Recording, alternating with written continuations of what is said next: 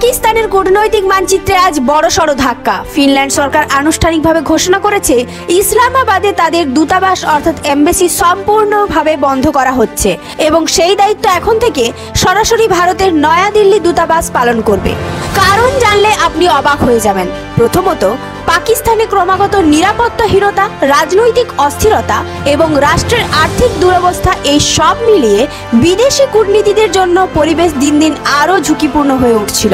Finland পরিষ্কার বলেছে, আমাদের নাগরিক ও কর্মকর্তাদের সুরক্ষা সবচেয়ে আগে। দ্বিতীয়ত, দীর্ঘদিন ধরে পাকিস্তান ফিনল্যান্ডের কাছে অগ্রাধিকারের তালিকায় ছিল না। বাণিজ্য, প্রযুক্তি, শিক্ষা সব ক্ষেত্রে ফিনল্যান্ড ভারতের সঙ্গে অনেক বেশি শক্তিশালী সম্পর্ক গড়ে তুলেছে।